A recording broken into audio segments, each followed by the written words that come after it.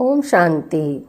कहा जाता है ना, तेरी मुरली में है जादू। शास्त्रों में गायन तो लिखा हुआ है, लेकिन मुरली वो काठ वाली समझ लेते हैं कि जो श्री कृष्ण जी बजाते हैं ना मुरली, और उसकी धुन पे गोपियाँ डांस करती हैं, राधा जी भी डांस करती हैं। लेकिन परमात्मा पिता हमें बताते कि बच्चे वो तो काठ की मुरली है, ये मुरली महावाक्य हैं, वो भी निराकार परमात्मा शिव के।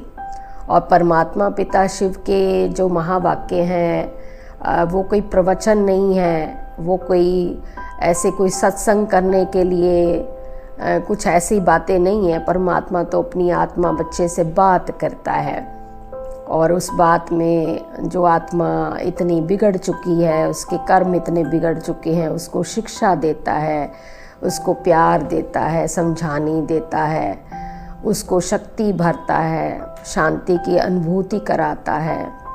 उस आत्मा को शरीर से अलग उसके अपने स्वरूप में टिकाता है कि बच्चे, ये मुरली जो है यही तुम्हें सुधारने वाली है। इस मुरली से ही तुम जान पाओगे कि तुम यहाँ बैठे कहाँ हो। ये तुम्हारा घर भी नहीं है, तुम तो मेरे बच्चे हो, ना ही तुम्हारे ये शरीर का बाप तुम्हारा हमेशा रहने वाला है। अगले जन्म में कोई और बनेगा, पिछले जन्म में कोई और था। तो ये एहसास जो है एक परमात्मा पिता ही अपने बच्चे को करवा सकते हैं, क्योंकि परमात्मा पिता अपने बच्चे को जानते हैं ना कि मेरा जो बच्चा है यहाँ पाठ बजाते बजाते दुखी भी हो गया है, तंग भी आ गया है, और ये दुनिया भी पुरानी हो गई है, तो आत्मा भी पूरी पतित हो गई है, इस समय बिल्कुल ही मैली हो गई है।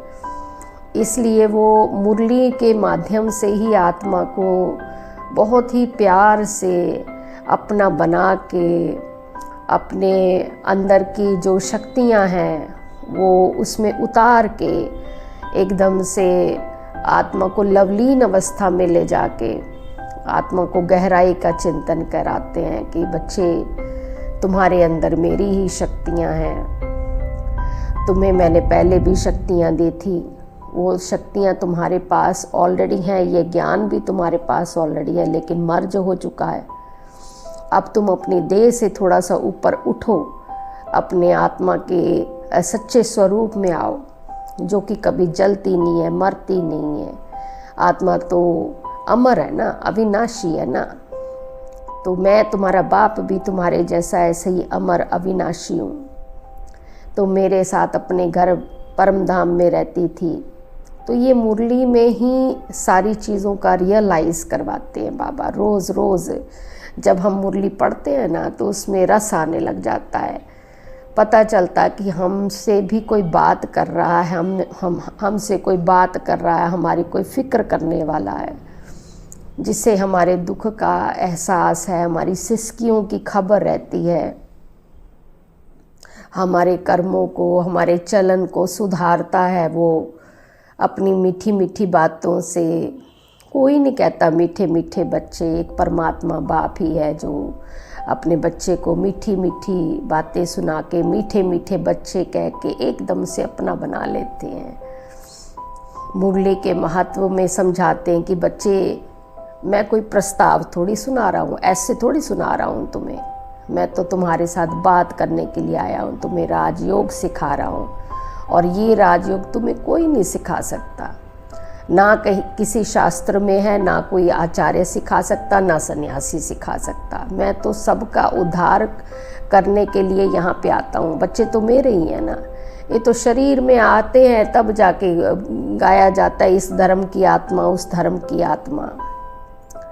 नहीं तो हो तो सारे तो मेरे ही बच्चे ना। अपने बच्चों को दुखी थोड़ी देख सकता हूँ मैं। अपने बच्चों के लिए बाप पतित दुनिया में आने के लिए भी तैयार हो जाता है। स्वर्ग में तो आने के लिए ज़रूरत ही नहीं है, देखता भी नहीं हूँ मैं तुम्हारे स्वर्ग को। तुम्हारे लिए नई दुनिया बना देता हूँ बस, कि मेरे बच्चे अच्छे से रहें, अच्छे से खाएं पिएं, जीवन व्यवहार में लाएं। लेकिन कर्म करते और जीवन जीते, जन्म बाय जन्म आत्मा अपने जो शक्तियाँ हैं, गुण हैं, उनको खर्च करते करते खाली हो जाती है ना, तो फिर अंत में मुझे आना पड़ता है। और ये सारी बातें मुरली के माध्यम से भगवान हमारे साथ करते हैं। भगवान की मुरली में है जादू। उस जादू को जब हम सुनते हैं, देखते हैं, रियलाइज करते हैं, तो एहसास होता है परमात्मा का प्यार, परमात्मा की समझानी। कोई भी आत्मा इस मुरली से वंचित ना रह जाए। जिसको जहाँ से मुरली मिले, वेबसाइट से चाहे पीस ऑफ माइंड चैनल से, मुरली ज़रूर पढ़े। यही काम में आने वाली है। ओम शांति।